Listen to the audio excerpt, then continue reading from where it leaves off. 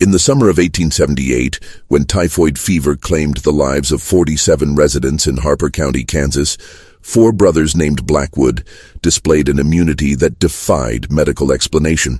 But their survival came at a cost so grotesque that 3 different physicians refused to document their findings, and the Kansas State Medical Board quietly sealed all records related to the case. What started as divine protection became something far more sinister. A transformation so disturbing that the local Methodist church burned every mention of the Blackwood family from their records.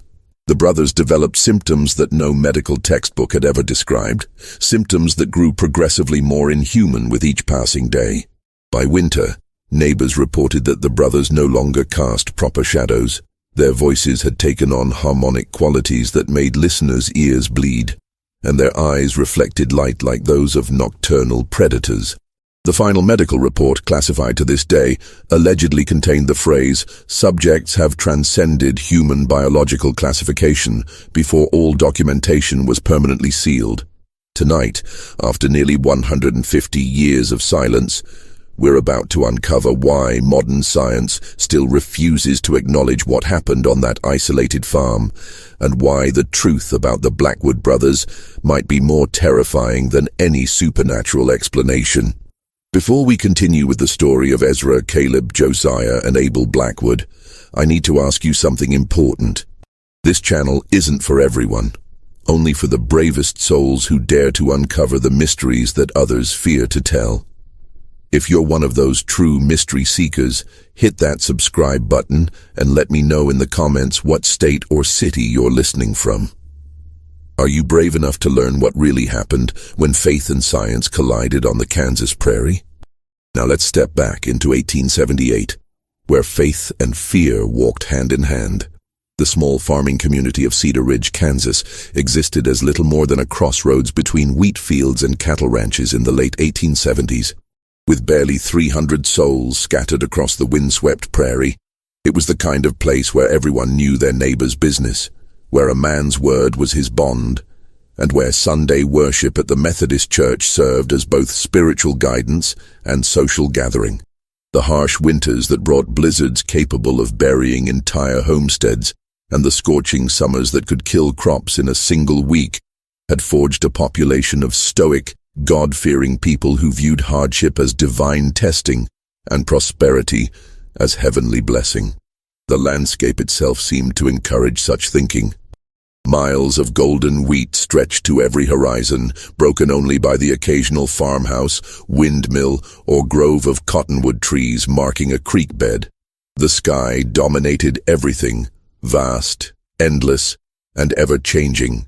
During thunderstorms, lightning would dance across the prairie for hours, illuminating the grassland in brief, brilliant flashes that revealed the true isolation of each homestead.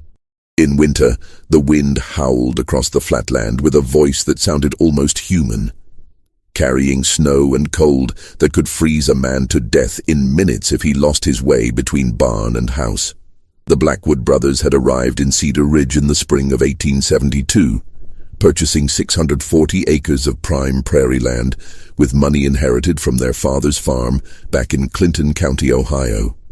The brothers had sold everything they owned, loaded their belongings into 2 covered wagons, and made the journey west with the determination of men following a divine calling. Ezra Blackwood, the eldest at 36 when they arrived, possessed the natural authority of a man accustomed to leadership and responsibility. Standing 6 feet tall with broad shoulders built by years of farm work, he carried himself with quiet dignity that commanded respect without demanding it. His weathered hands, scarred by countless hours of labor, could gentle a spooked horse or guide a plow with equal skill. But it was his eyes that people remembered most, pale blue like winter ice. They seemed to look right through a person to something deeper. Those who spoke with Ezra often came away feeling that he had seen straight into their soul and found them wanting. Caleb, 2 years younger than Ezra, served as the family's practical mind and business manager. Where Ezra led through moral authority, Caleb managed through careful planning and mathematical precision. He could calculate grain yields, livestock prices, and weather patterns with an accuracy that impressed even the most experienced farmers in the county. His ledger books, kept in meticulous handwriting, tracked every penny earned and spent, every bushel harvested, every head of cattle bought or sold.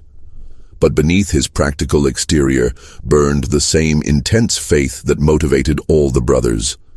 Caleb saw God's hand in everything, in the perfect geometry of a wheat field, in the precise timing of rainfall, in the mathematical harmony that governed the natural world. Josiah, the third brother at 31, had received the most formal education of the four. He had attended Ohio Wesleyan University for 2 years before their father's death called him back to the family farm. During those years, he had studied not only theology, but also medicine, philosophy, and natural sciences. His personal library, carefully transported to Kansas in a specially built crate, contained over 200 volumes covering subjects from biblical commentary to human anatomy. Josiah's room in the farmhouse resembled a scholar's study more than a farmer's quarters, with books stacked on every available surface and papers covered with his careful notes, filling wooden boxes beneath his bed. Abel, the youngest at 25, burned with religious fervor that sometimes concerned even his faith-driven siblings. Where the older brothers approached their devotion with scholarly depth or practical application, Abel's faith was pure emotion and absolute surrender. He spent hours each day in prayer, often weeping with the intensity of his communion with the divine. He fasted regularly, sometimes going days without food, while claiming that prayer and scripture provided all the sustenance he needed. His fellow church members back in Ohio had called him touched by the Spirit, but some had whispered that his devotion bordered on dangerous obsession. Unlike their neighbors who attended the Methodist church in town, a modest white-painted building with a bell tower that could be heard for miles across the prairie, the Blackwood brothers had constructed their own chapel on a hill overlooking their property. The building project had taken them the better part of their first year in Kansas.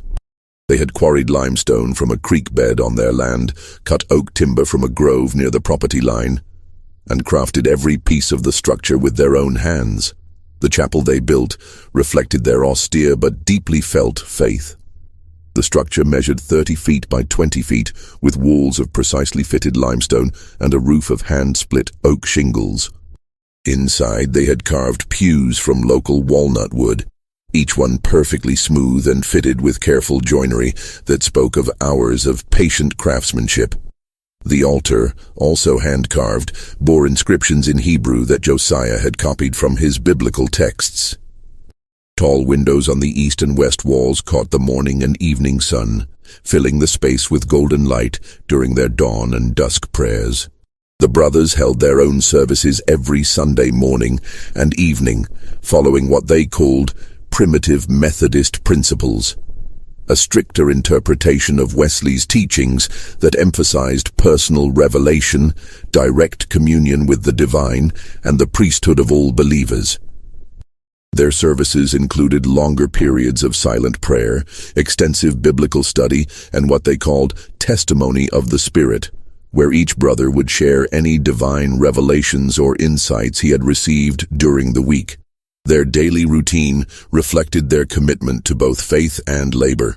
They rose each morning at 4 o'clock for an hour of silent prayer in the chapel, watching the sun rise over the eastern prairie while they communed individually with God. After a simple breakfast of bread, milk, and whatever fruit was in season, they would spend the morning working their fields. The afternoon hours were devoted to animal care, equipment maintenance, and the countless tasks required to keep a farm operational. But evening was always reserved for spiritual pursuits, Bible study, theological discussion, and group prayer that often lasted until well after midnight. The brothers lived as bachelors, dedicating themselves entirely to their faith and their land, though this decision had not been without cost. Their farmhouse, a sturdy 2-story structure they had built during their second year in Kansas, reflected their utilitarian approach to life and their deep religious commitment. The walls displayed biblical verses carved into wooden plaques, each one selected for its relevance to daily farm life and spiritual growth. Every room contained at least one well-worn Bible, and several had additional religious texts that Josiah had determined were worthy of regular study. By the summer of 1878, the Blackwood farm had become a model of agricultural success and spiritual dedication. Their wheat fields stretched golden across the prairie. Their cattle grazed contentedly on healthy grassland. Their silo bulged with grain, and their chapel stood as a testament to their unwavering faith. The brothers had achieved everything they had hoped for when they left Ohio 6 years earlier: prosperity, independence, and the freedom to worship according to their deepest convictions. Their neighbors in Cedar Ridge respected the Blackwood brothers, though many found their intensity unsettling and their isolation from community life puzzling. The brothers were known for their honesty in business dealings, their willingness to help neighbors in times of crisis, and their reputation for hard work and fair treatment of the occasional hired hands they employed during harvest season. But they were also known for their unwillingness to participate in social gatherings, their refusal to engage in casual conversations, and their habit of evaluating everyone they met with those penetrating blue eyes that seemed to see straight through to a person's soul. When the brothers came to town for supplies, which they did every 2 weeks with military precision, they moved with quiet purpose and spoke only when necessary. They would arrive at the general store with a carefully prepared list, conduct their business with polite efficiency, and depart without engaging in the social pleasantries that other farmers enjoyed. Children often stared in fascination at the 4 identical beards, perfectly trimmed and coal-black, that gave the brothers an almost biblical appearance. The first case of typhoid fever appeared in Cedar Ridge on July 15, 1878, striking with the sudden violence that characterized the most virulent strains of the disease. Mrs. Sarah Hartman, who ran the general store with her husband Benjamin, had seemed perfectly healthy when she opened the store that morning, greeting customers with her usual cheerful demeanor and discussing the promising prospects for the wheat harvest. But by afternoon she was burning with fever, her skin covered with the characteristic rose-colored spots that experienced physicians recognized as the mark of typhoid. Dr. Samuel Morrison, the county's only physician, had been summoned from his rounds at the Henderson farm, where he had been delivering a breech birth that had taken most of the day. He arrived at the Hartman store to find Sarah delirious with fever, her temperature so high that it barely registered on his clinical thermometer. Her husband Benjamin, a normally calm and practical man, was pacing the store like a caged animal, wringing his hands and begging Dr. Morrison to do something, anything, to save his wife of 23 years. "Doc, she was fine this morning," Benjamin kept repeating, his voice cracking with desperation. "Fine as she's ever been. Served breakfast to the Henderson boys when they came for supplies, laughed at something young Tommy said about his new foal. How does a person go from healthy to this in the space of a few hours?" Dr. Morrison had seen typhoid before during his medical training in Philadelphia, but nothing quite like this. The disease typically developed over days or weeks, giving physicians time to attempt treatment and families time to prepare for the likely outcome. But Sarah Hartman's case seemed to have compressed the entire progression of the disease into a single devastating day. Her fever was higher than he had ever recorded in a living patient. Her delirium was complete and violent, and the rose-colored spots covered not just her chest, but her entire body, in patterns that seemed almost deliberate in their symmetry. Despite Dr. Morrison's best efforts, cold compresses, laudanum for the pain, and careful monitoring of her vital signs, Sarah Hartman died just after midnight on July 16th. But even in death, her case remained deeply troubling. The rigidity of her body set in far too quickly. Her skin took on a waxy pallor that suggested preservation rather than normal decomposition, and her eyes, which Dr. Morrison had closed according to proper procedure, kept opening again no matter how many times he pressed the lids shut. Within 24 hours of Sarah's death, 3 more cases appeared in Cedar Ridge. The victims seemed to have nothing in common except their use of water from the town's main well. a source that had provided clean, sweet water for the community since its founding. But when Dr. Morrison examined the well, he found evidence of contamination from runoff that had somehow breached the carefully constructed stone lining. The second victim was old Heinrich Zimmermann, a German immigrant who had farmed the same section of land for 15 years. Heinrich's case followed the same devastating pattern as Sarah's: perfect health in the morning, raging fever by afternoon, and death before dawn. But Heinrich's final hours were marked by something that Dr. Morrison had never encountered. The old farmer spoke in languages that no one in the community recognized, using words and phrases that sounded ancient and somehow threatening. The third and fourth victims were the Patterson twins, Emma and Ellen, two 16-year-old girls who had been among the most promising students in the county's single schoolhouse. Their deaths were particularly heartbreaking because they occurred simultaneously, as if the disease had coordinated its attack to claim both girls at exactly the same moment. Their father, James Patterson, later told Dr. Morrison that in their final delirium, the twins had spoken in perfect unison, reciting what sounded like prayers in a language that resembled Latin, but contained sounds that human throats should not have been able to produce. By August 1st, 14 people had died from the strange typhoid strain, and Dr. Morrison had documented symptoms and progressions that defied every principle of medical science he had learned. The victims all died within 24 hours of showing symptoms. Their fevers reached temperatures that should have killed them within minutes, and their final hours were marked by delirium that seemed more like possession than medical crisis. The fear that gripped Cedar Ridge during those terrible weeks in late July and early August was unlike anything the community had ever experienced. Families barricaded themselves in their homes, refusing to venture out except for the most essential tasks. The general store, now run by Benjamin Hartman with the help of his brother-in-law, became a place of whispered conversations and furtive glances. The Methodist Church, which had always served as the community's gathering place and source of comfort, stood nearly empty during Sunday services, as people feared that any congregation might provide the disease with new victims. Dr. Morrison had ordered the contaminated well sealed and advised all residents to boil their water. But the disease continued to spread with a pattern that suggested something more than simple contamination. The victims seemed to be chosen according to some logic that had nothing to do with their exposure to the well water or their proximity to previous cases. Some families lost every member, while neighboring households remained completely healthy. It was against this backdrop of terror and confusion that the Blackwood brothers made their fateful decision to involve themselves in the crisis. The brothers had remained isolated on their farm during the early weeks of the epidemic, following their usual practice of avoiding unnecessary contact with the town and its residents. But on August 10th, Josiah announced to his brothers that he had received what he believed was a divine revelation calling them to action. "I have prayed for guidance," Josiah told his brothers as they gathered for their evening meal. "And the Lord has shown me that this pestilence is a test not just of the community's faith, but of our own worthiness to serve as his instruments.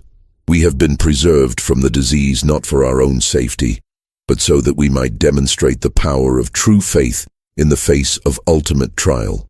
The decision once made was implemented with the same methodical precision that characterized everything the brothers did.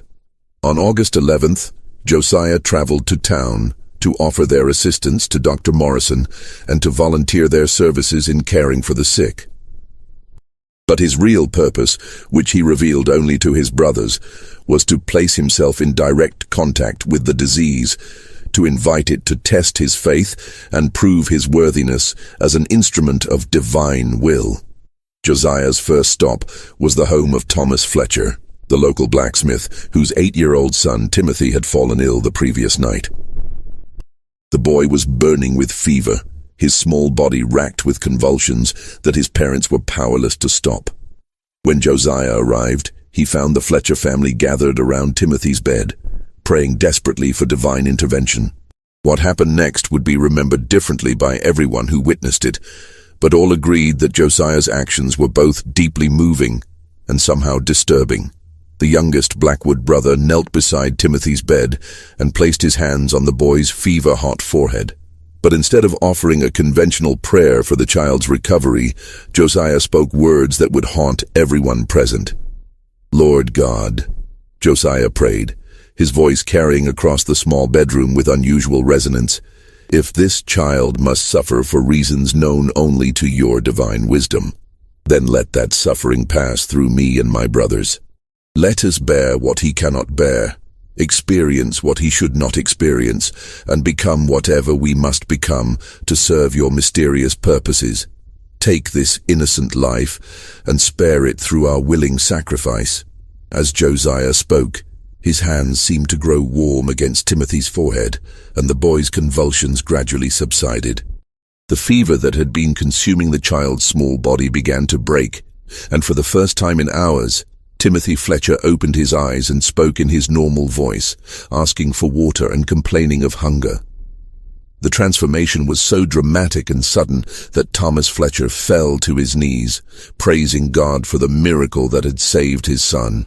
But those who watched Josiah during those crucial minutes noticed changes that were far more subtle, but somehow more disturbing than Timothy's recovery. As the boy's fever broke, Josiah's own skin had taken on a flush that suggested his body temperature was rising. His eyes, normally the same pale blue that characterized all the Blackwood brothers, began to show flecks of gold that seemed to move and shift like liquid metal. When Josiah finally stood up from Timothy's bedside, he moved with the careful precision of a man who was fighting to maintain control over his own body. Dr. Morrison, who had been summoned to witness what the Fletchers were calling a miracle, examined both Timothy and Josiah with growing confusion and concern. The boy showed no trace of typhoid fever, but Josiah displayed early symptoms that were already progressing far more rapidly than should have been medically possible. Over the following 2 days, Josiah visited every household that had been touched by the epidemic, offering prayers and spiritual comfort to the bereaved families. At each stop, he repeated the same ritual, placing his hands on the heads of the sick and praying for their suffering to be transferred to himself and his brothers. The results were remarkable and terrifying in equal measure.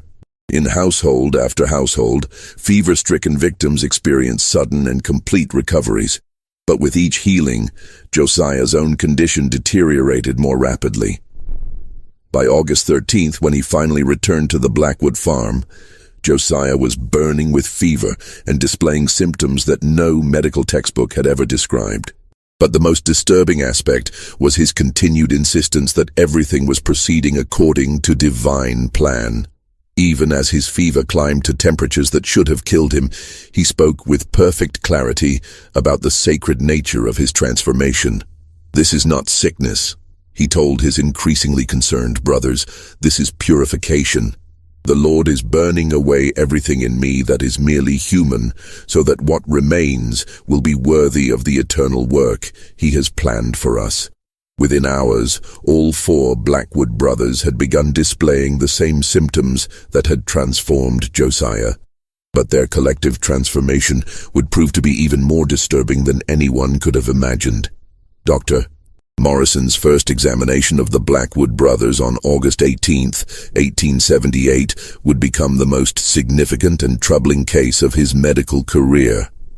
The August heat was oppressive as Dr. Morrison guided his horse cart up the winding dirt road that led to the Blackwood farm. The prairie grass on either side of the path had turned brown from weeks without rain, and the air shimmered with heat waves that made the distant farmhouse seem to float like a mirage. But as he approached the property, Morrison noticed details that struck him as oddly out of place. The brothers' wheat fields, which should have been suffering from the drought like every other farm in the county, stood tall and green as if they had been receiving regular rainfall.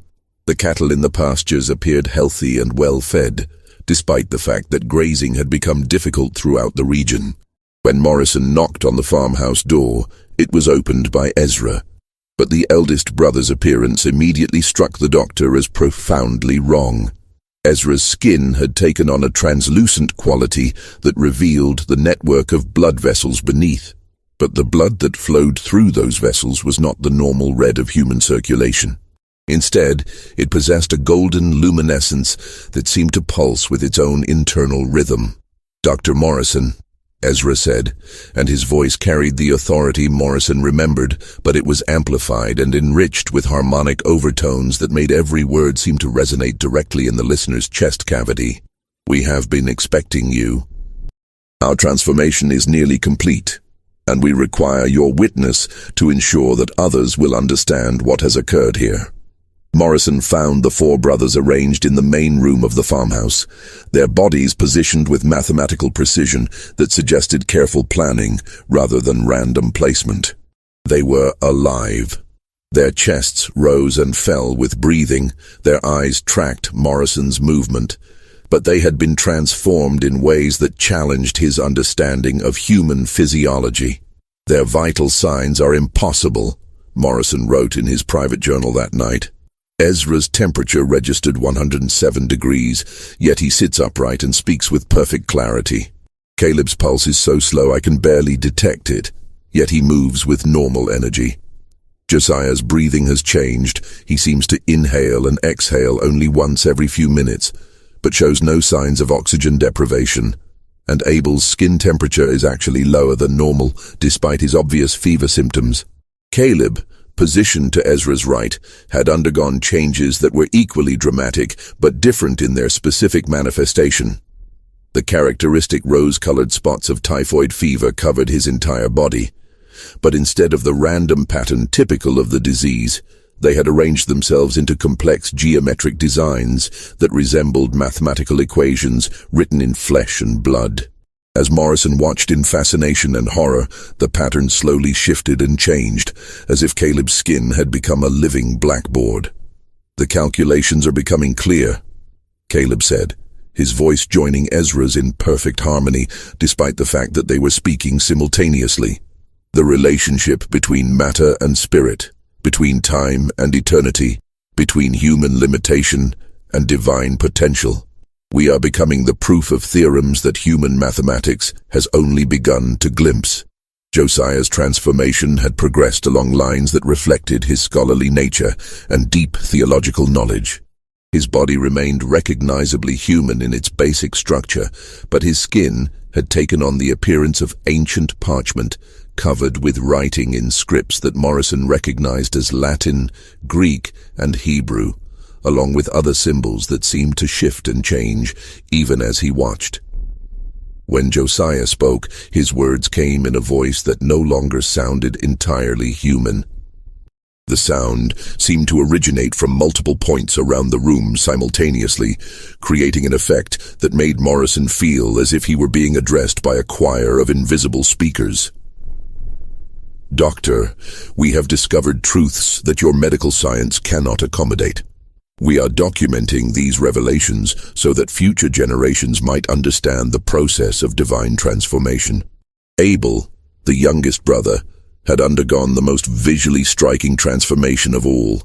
His entire body emanated a soft phosphorescent glow that provided illumination for the room's interior. The light was not harsh or unpleasant, but it was profoundly unnatural. A cool, blue-white radiance that seemed to come from within his very bones. His eyes had become completely luminous, lacking pupils or irises, appearing instead as twin stars set in a human face. "We no longer require food as sustenance," Abel said, his words somehow reaching Morrison's ears from both inside the room and from what seemed like a great distance. "We draw our energy directly from sources that human science has not yet discovered. We are becoming something new, something that exists between the mortal and eternal realms." Morrison's attempts to document his findings were met with resistance from the brothers themselves. They claimed that their condition was a divine gift, a sign that God had chosen them for a special purpose. They spoke of being refined by holy fire and transformed into vessels worthy of the Lord's work. But Dr. Morrison's medical training told him something far different. The brothers' symptoms resembled no known disease, and their collective transformation suggested either mass hysteria or something more sinister. He began to suspect that they had been exposed to some unknown toxin, possibly from their well water or from contaminated grain in their silo. The community's reaction to the brothers' condition was mixed and increasingly tense. Some residents, led by Reverend Marcus Thorne of the Methodist Church, viewed their survival as miraculous. They began making pilgrimages to the Blackwood farm, hoping to witness divine intervention firsthand. Others, particularly those who had lost family members to the epidemic, found the brothers' transformation disturbing and unnatural. "It ain't right," muttered Jacob Steinberg, who had buried his wife and 2 children in the space of a week. "Why should they be spared when good Christian folk are dying? And look at them. That ain't no blessing I can see. There's something wrong with those boys, something that makes my skin crawl just looking at them." The brothers' behavior during this period only intensified the community's unease. They continued to work their fields despite their condition, moving with an eerie coordination that suggested they were communicating without words.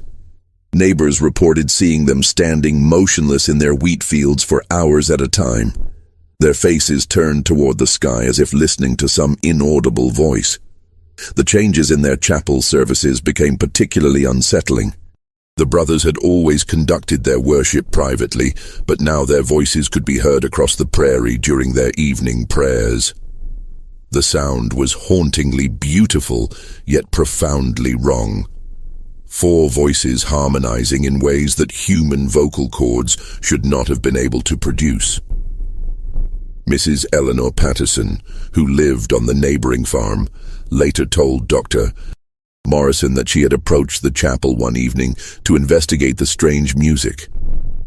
"I got within 50 yards of that building," she said, "and I swear on my mother's grave that I could feel something pushing me back. Not physically, you understand, but something inside my head telling me to turn around and leave. Those boys are changed, Doctor. Changed in ways that ain't natural." As August turned to September, the typhoid epidemic began to wane in Cedar Ridge. The contaminated well had been sealed, new water sources established, and the surviving residents slowly returned to their normal routines. But the mystery of the Blackwood brothers deepened with each passing day. Dr. Morrison made weekly visits to the farm, ostensibly to monitor the brothers' condition, but actually to document the progression of their transformation. What he observed challenged his understanding of human physiology and left him questioning his own sanity. Ezra's internal temperature had stabilized at 106.7 degrees Fahrenheit, yet he showed no signs of brain damage or organ failure. His eyes had developed a golden hue that seemed to shift and swirl like liquid metal. When he spoke, his words carried a weight and authority that made listeners feel compelled to agree with him, even when he said things that defied logic. "Dr. Morrison," Ezra said during one examination, "you are attempting to measure us using instruments designed for ordinary human physiology. We have moved beyond the limitations that such tools were created to assess. Our bodies now function according to principles that your medical science has not yet discovered." Caleb's rose-colored spots had continued to evolve, forming increasingly complex patterns that resembled ancient scripts. Dr. Morrison consulted several scholars by correspondence, sending careful drawings of the markings, but none could identify the symbols. More disturbing still, the patterns seemed to move slowly across Caleb's skin, rearranging themselves into new configurations every few days.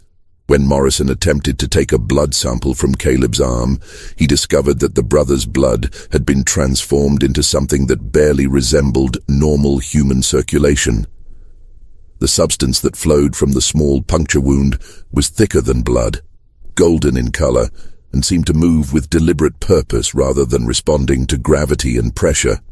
"Our circulation has been redesigned," Caleb explained, watching Morrison's growing confusion with what might have been amusement. "The fluid that sustains us now carries not just oxygen and nutrients, but information and energy from sources that transcend physical matter." Josiah's voice had become completely inhuman. When he spoke, the sound came from everywhere and nowhere at once, as if the very air around him was vibrating with his words. Dr. Morrison noted that conversations with Josiah left him feeling dizzy and disoriented, and he began to suspect that the brother's speech was somehow affecting his brain chemistry. The texts that covered Josiah's skin were not static decorations, but were actively being written by some invisible force.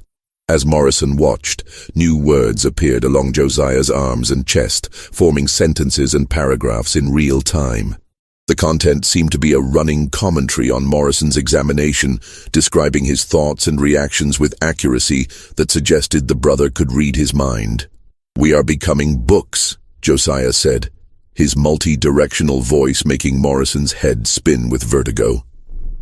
"Living repositories of knowledge that spans both human learning and divine revelation. The transformation is encoding information directly into our physical substance."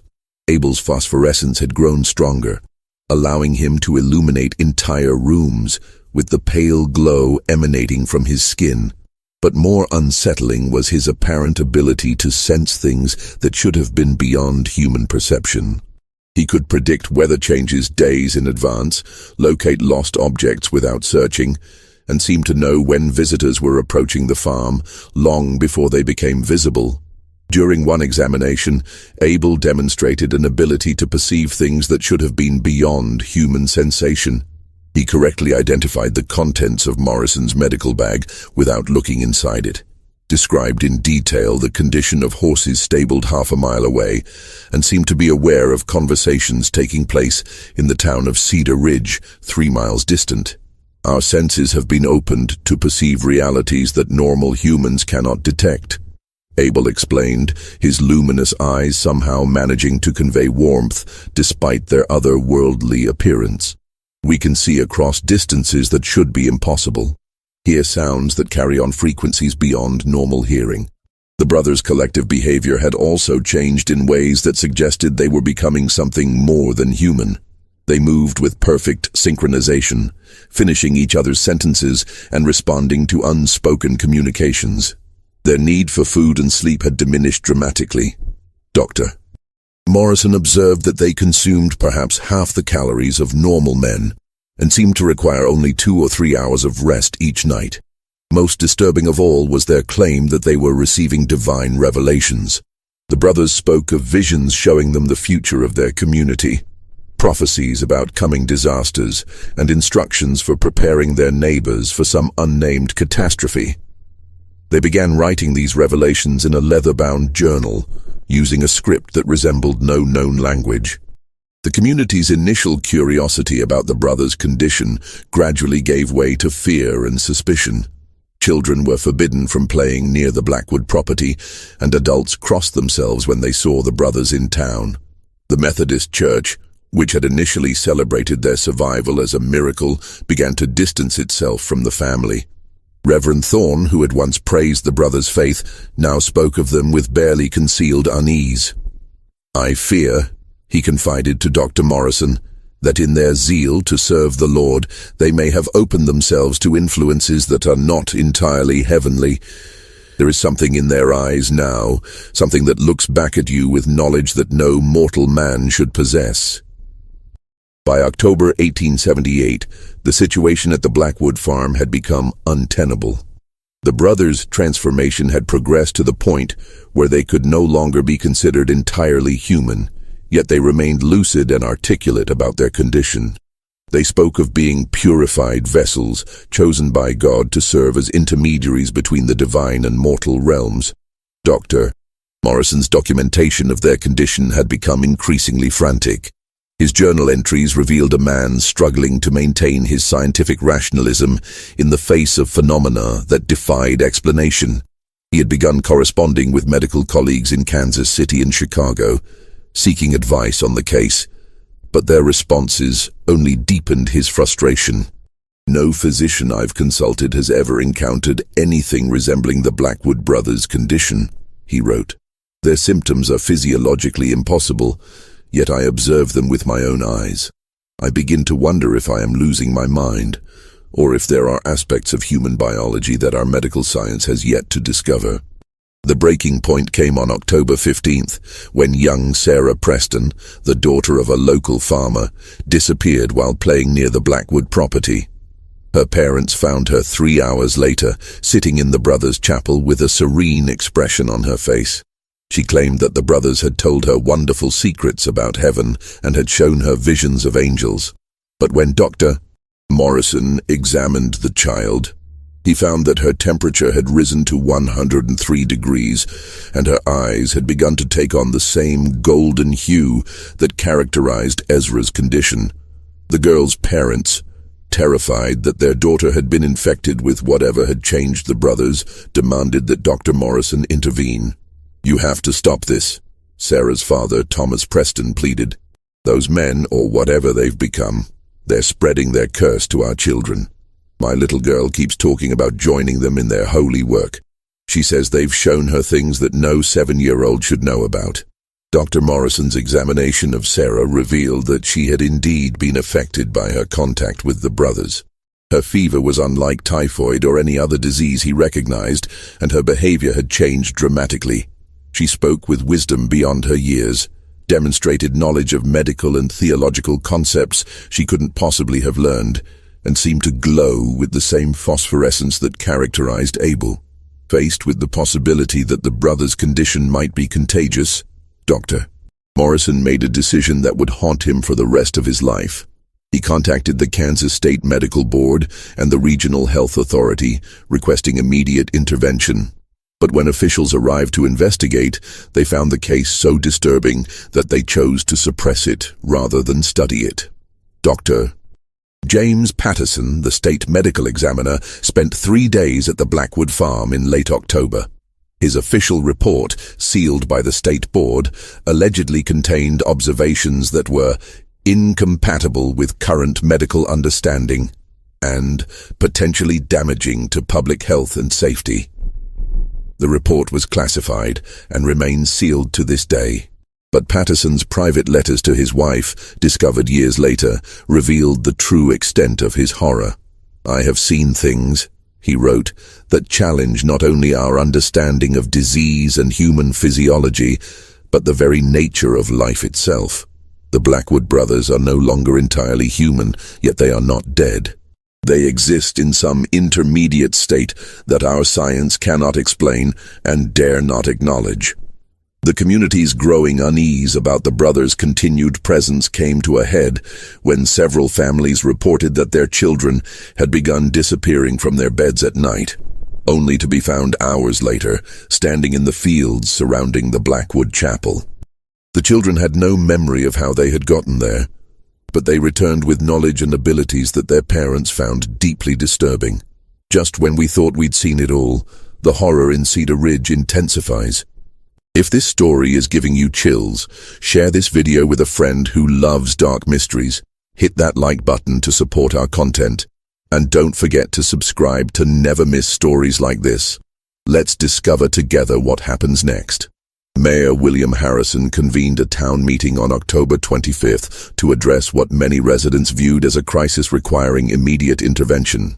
The meeting was attended by nearly every adult in Cedar Ridge, and the discussions revealed a community deeply divided between those who viewed the brothers as blessed healers and those who saw them as dangerous influences. Dr. Morrison was called upon to provide a medical assessment, but his testimony only deepened the community's confusion and fear. He described the brothers' condition as unlike anything in medical literature, acknowledged that their influence appeared to be spreading to other residents, and admitted that conventional medicine had no treatment to offer. "I have observed physiological changes in the Blackwood brothers that challenge our fundamental understanding of human biology," Morrison told the assembled crowd. "Their vital signs are consistently abnormal, yet they show no signs of illness. Their capabilities exceed normal human limitations, yet they maintain lucid consciousness. I cannot classify their condition as a disease because they are not suffering. I cannot call it an improvement because it represents a fundamental alteration of human nature." The meeting concluded with a decision that would have profound consequences. A committee of community leaders was formed to visit the Blackwood farm and demand that the brothers either reverse the changes they had undergone or leave Cedar Ridge permanently. The committee would include Mayor Harrison, Reverend Thorne, Thomas Preston, and Dr. Morrison, and they would deliver an ultimatum requiring the brothers to respond within 1 week. The delegation from Cedar Ridge arrived at the Blackwood farm on November 1st, 1878, under a grey sky that seemed to press down upon the prairie with the weight of impending winter. Dr. Morrison rode alongside Mayor Harrison, Reverend Thorne, and Thomas Preston, each man lost in his own thoughts about the confrontation that awaited them.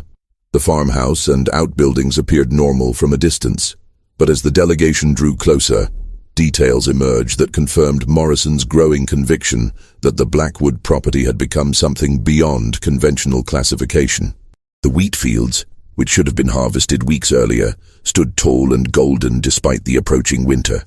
The cattle in the pastures moved with an unnatural coordination, grazing in precise patterns that formed geometric shapes when viewed from the elevation of the road. Most unsettling of all was the chapel on the hill. The limestone structure seemed to pulse with a faint luminescence that was visible even in daylight, and the sound of voices could be heard emanating from within. Not the familiar harmonies of Methodist hymns, but something far more complex and otherworldly. When the delegation knocked on the farmhouse door, it was opened by young Sarah Preston, whose presence there shocked her father into momentary speechlessness. The girl appeared healthy and happy, but the golden flecks in her eyes had grown more pronounced, and her skin had developed the same translucent quality that characterized the brothers' condition. "Hello, Papa," Sarah said, her voice carrying the harmonic undertones that had become the signature of the transformation. "The brothers have been expecting you. They're waiting in the chapel, and they're ready to answer all your questions." The delegation's journey to the chapel was marked by phenomena that challenged their understanding of reality itself. The ground beneath their feet seemed to vibrate with subtle energy, and the air around them shimmered with patterns of light that resembled heat waves but felt cool to the touch. Birds flew in formations that defied their natural behavior, arranging themselves in geometric patterns that shifted and changed as the men walked toward the hill. When they entered the chapel, they found the 4 Blackwood brothers arranged in a perfect square around the altar, their bodies positioned with mathematical precision. The brothers' transformation had reached a stage that made their previous condition seem almost normal by comparison. Their skin had become completely translucent, revealing internal structures that bore no resemblance to normal human anatomy.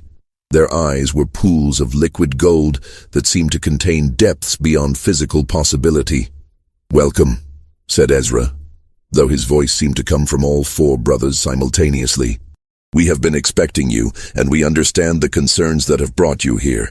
You fear what we have become, and you worry about the effects our transformation is having on your community. These are reasonable fears, and we do not dismiss them lightly." Mayor Harrison, speaking as the official representative of Cedar Ridge, delivered the ultimatum that the town had decided upon.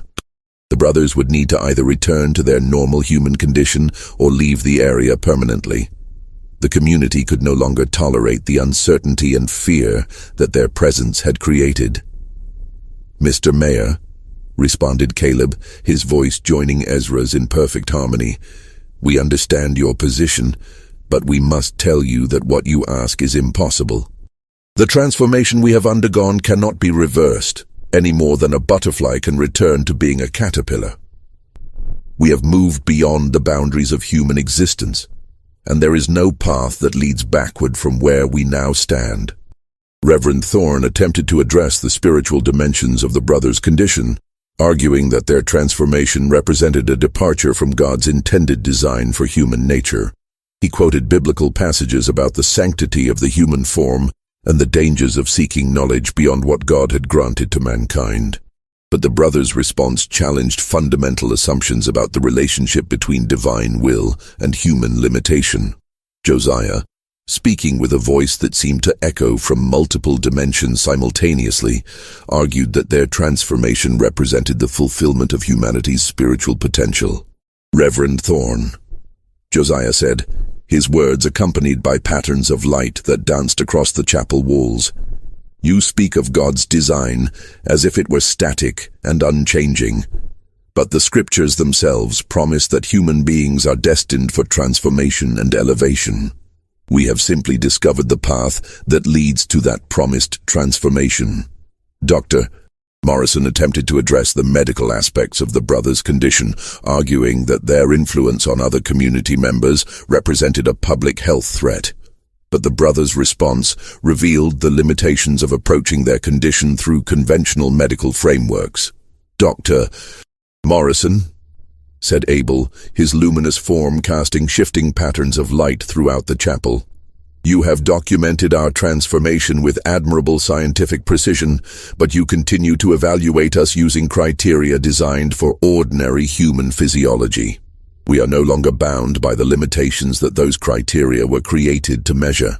The turning point in the confrontation came when Thomas Preston confronted the brothers about their influence on his daughter. His parental desperation broke through the philosophical abstractions that had dominated the discussion. "I don't care about your theories and theology," Preston said, his voice cracking with emotion. "I care about my little girl. She was normal and happy before you got your hands on her. Now she talks like an adult, knows things no child should know, and looks at me with eyes that seem to see right through to my soul. I want my daughter back the way she was." The brothers' response revealed both their compassion and the irreversible nature of the changes they had initiated. They explained that Sarah's transformation had begun not when she visited their chapel, but when Josiah had prayed over Timothy Fletcher months earlier. That prayer had opened a connection that could not be severed. "Thomas," said Ezra, his voice carrying infinite gentleness, "your daughter is not lost to you. She is becoming something that will serve purposes far greater than anything she could achieve within the limitations of ordinary human existence. The love you feel for her will continue to bind you together, even as she evolves beyond normal human classification." But it was Sarah herself who provided the resolution that none of the adults had been able to achieve. She stepped forward and addressed the delegation with clarity that seemed impossible for someone her age. "Papa, Mayor Harrison, Reverend Thorne, Dr. Morrison," she said, her young voice carrying absolute truth, "you're asking the wrong questions. You want to know if what's happening to us is good or bad, safe or dangerous, right or wrong. But those categories don't apply to what we're becoming. We're not better or worse than we were before. We're different in ways that make such comparisons meaningless." The brothers then offered to demonstrate their capabilities, to prove that their transformation represented expansion rather than loss. Dr. Morrison, driven by scientific curiosity despite his fear, agreed to the demonstration. What followed provided Morrison with evidence that would haunt him for the rest of his life. The brothers arranged themselves around the delegation and began what they called a consciousness bridge, a process that allowed normal humans to experience temporarily the expanded awareness that had become their permanent condition. For several minutes that seemed to last hours, Morrison experienced reality from the brothers' perspective. He could perceive the thoughts and emotions of every person in Cedar Ridge, witness events occurring hundreds of miles away, and understand connections between apparently unrelated phenomena that revealed the underlying unity of all existence. The experience was simultaneously exhilarating and terrifying, offering knowledge that no human mind was designed to contain. When the demonstration ended, Morrison found himself changed in ways that would affect him for the rest of his life. He had experienced proof that reality was far more complex than conventional science acknowledged, but he had also discovered that some knowledge was too vast for ordinary human consciousness to process safely. The other members of the delegation had similar experiences, but the demonstration also revealed the price that came with such expansion. Each member experienced moments of disorientation as their normal consciousness struggled to process information that exceeded its capacity. The truth about the Blackwood brothers was finally revealed through Dr. Morrison's secret analysis of their blood samples. Under his microscope, instead of normal cells, he found structures that defied classification. Larger than normal, possessing multiple nuclei and moving with deliberate purpose. "The blood is alive," Morrison wrote. his handwriting betraying agitation, not merely containing life, but possessing consciousness that coordinates cellular activities. It's as if their entire circulatory system has become a single thinking organism. Morrison discovered the brothers hadn't survived typhoid fever. They had been transformed by it. The disease had triggered some form of evolutionary adaptation, changing their fundamental biology. Their bodies had become something new, existing between life and death. The brothers revealed that their transformation had been intentional from the beginning. Josiah's prayer over Timothy Fletcher had been a calculated ritual based on knowledge discovered in theological studies. They had found references to divine communion, requiring complete surrender of human flesh to achieve union with the eternal. "We are not dying," Caleb said. "We are becoming. This flesh is merely a cocoon, and we are emerging as something far greater." The brothers revealed contact with others like themselves throughout history, individuals who had undergone similar transformations. They spoke of a network of purified vessels, working to prepare humanity for some great change. Morrison realized the brothers had become something beyond human classification, not alive in traditional sense, but not dead either. They existed in a state medical science could not acknowledge because it challenged fundamental assumptions about life and death. "You can join us," Abel said, his phosphorescent skin pulsing with invitation. "Your scientific mind would be preserved and enhanced." But Morrison, faced with the choice between humanity and transcendence, chose to remain human.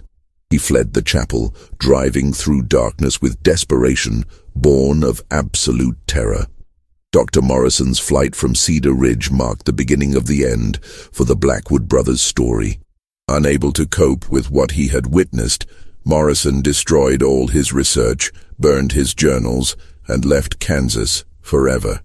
He settled in Oregon, where he practiced medicine for another 30 years, but he never spoke of the Blackwood case to anyone.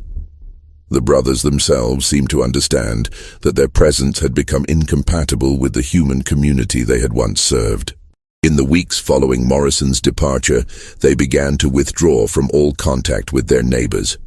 The lights in their chapel, which had been visible across the prairie for months, went dark.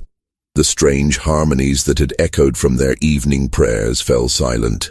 On December 15, 1878, Thomas Preston found the first body. Ezra lay in the chapel, his transformed flesh already beginning to decompose in ways that followed no known biological process. His golden eyes had turned to glass, and his skin had taken on the appearance of ancient parchment. There was no obvious cause of death. He had simply ceased to exist. The other brothers were found over the following days, each in a different location on the farm. Caleb was discovered in the wheat fields, his body surrounded by a circle of grain that had grown to impossible heights overnight. Josiah was found in the farmhouse library, seated at his desk with a pen in his hand and a blank page before him. Abel was discovered in the barn, his phosphorescent skin still glowing faintly in the darkness. The Methodist Church, eager to distance itself from the case, arranged for the brothers to be buried quickly and quietly in the chapel's small cemetery. No autopsy was performed, no official cause of death was recorded, and the graves were marked with simple stones bearing only names and dates. But the mystery of the Blackwood brothers did not end with their deaths. In the years that followed, the farm was abandoned, and the chapel fell into ruin. Yet travelers passing through the area reported strange lights emanating from the hilltop, and the sound of harmonious voices carrying across the prairie on still nights. The Kansas State Medical Board's sealed report on the case remains classified to this day. Dr. Patterson's recommendation that the matter be permanently suppressed in the interests of public health and scientific integrity was accepted without question. The official position is that the Blackwood brothers died of typhoid fever complications, and that any reports of unusual symptoms were the result of mass hysteria brought on by the epidemic. In 1923, the abandoned Blackwood farm was purchased by a development company that intended to build a new town on the site. but construction workers refused to work near the chapel ruins, reporting feelings of overwhelming dread and strange visions. The project was abandoned, and the land was eventually donated to the state as a wildlife preserve. The preserve remains closed to the public, officially due to environmental concerns, but local residents know the real reason. The Blackwood brothers' transformation may have ended with their deaths, but the questions they raised about the nature of human existence, the boundaries between life and death, and the possibility of transcendence through surrender of self continue to haunt those who know the full story. Modern science still refuses to acknowledge the Blackwood case, not because the evidence is lacking, but because the implications are too disturbing to contemplate. If the brothers' transformation was real, if they truly became something beyond human classification, then our understanding of biology, consciousness, and the nature of existence itself must be fundamentally reconsidered. The truth is that some mysteries are too dangerous to solve, some knowledge too terrible to possess. The Blackwood brothers discovered a path to transcendence that required the complete surrender of their humanity, and in doing so, they became something that human society could neither understand nor accept.